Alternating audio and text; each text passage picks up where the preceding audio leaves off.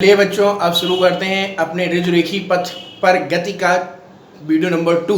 इस वीडियो में मैं आपको पढ़ाऊंगा दूरी व विस्थापन में अंतर और पढ़ाऊंगा चाल और वेग में अंतर। तो देखिए, दूरी व विस्थापन में अंतर क्या होता है, लेकिन हमारे पास दूरी और विस्थापन को लेकर बहुत ज़्यादा कन्फ्यूजन होता है, तो इसके लिए आपकी ये वीडियो बहुत ही हेल्पफुल होने वाली है। तो अंत तक देखिएगा वीडियो। चलो शुरू करते हैं। दूरी किसी वस्तु द्वारा तय किए गए पथ की वास्तविक लंबाई को दूरी कहते हैं। मतलब कुछ समझ में? फिर से एक बात देखिए, मैंने बोला कोई वस्तु है, वो उसके द्वारा जो पथ तय किया, उस पथ की लंबाई को दूरी कहते हैं। मान लीजिए ये कोई पिंड है, ये पहले गया यहाँ, फिर इसके बाद गया यहाँ, ये दूरी हमारी हुई 2 किलोमीटर, ये किलोमीटर दूरी रही हमारी 1.5 किलोमीटर। ओके, तो उस वस्तु ने यहाँ से शुरू किया ए से गया बी में, बी से मुड़ गया सी की ओर, तो उसने कुल दूरी कितनी तय की? तो मैं यहाँ पे बोलूंगा 2 + 1.5 यानी 2 + 1.5 टोटल हो जाएगा 1.3। टोटल उसने कितनी तय की? 1.3 मीटर। दैट मीन्स हम ये कह सकते हैं किसी वस्तु द्वारा तय किए गए पथ की वास्तविक लंबाई को ही दूरी कहते हैं। आई थिंक आपको समझ में आ गया होगा।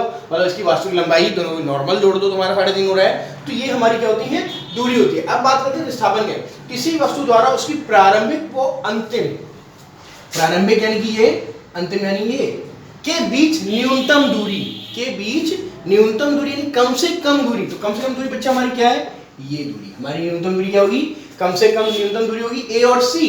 ए और सी अब निकालना तो आप लोगों को आता होगा पाइथागोरस से, वो मैं नहीं बता रहा, बट यहाँ पर समझ लीजिए किसी वस्तु द्वारा उसकी प्रारंभिक व अंतिम स्थितियों के बीच की न्यूनतम दूरी को विस्थापन कहते हैं।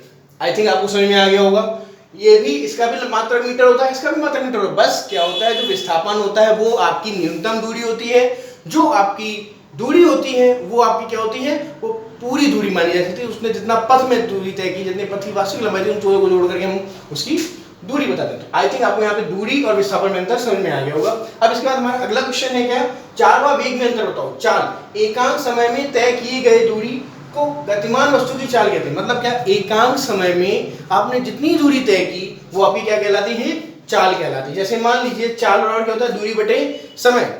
चाल बराबर दूरी बटे समय। आपने, हो सकता है आपने 2 घंटे में 20 किलोमीटर की दूरी तय की, 2 घंटे में 20 किलोमीटर की दूरी तय की, तो आपकी चाल क्या हो जाएगी? दूरी हमारी 20 किलोमीटर थी, समय क्या था? 2 घंटे, तो क्या कहोगे भैया? 10 किलोमीटर प्रति घंटे की चाल रही। ठीक है ना? तो इस तरीके से हम आसानी से चाल निकाल सकते हैं। लेकिन अब हम बात करें वेग। क्या बात करें हम? वेग। एकांक समय में हुए विस्थापन को, क्या? एकांक समय में हुए विस्थापन को हम लोग क्या कहते हैं? वेग कहते हैं। यानी वेग बराबर क्या होता है? विस्थापन बटे समय। जिस तरीके से हमारा ये दूरी विस्थापन में अंतर था, सेम उसी तरीके से हमारा ये चाल और वेग में अंतर था। फिर से एक बार समझ लीजिए, मैंने क्या बोला? एकांक समय में तय की गई दूरी को वस्तु की चाल कहते हैं। ठीक है? चाल बराबर क्या होता है? दूरी बटे समय। इसका मात्रक क्या होता है? मीटर प्रति सेकंड। इसका मात्रक क्या होता है? मीटर प्रति सेकंड। ओके बेटा?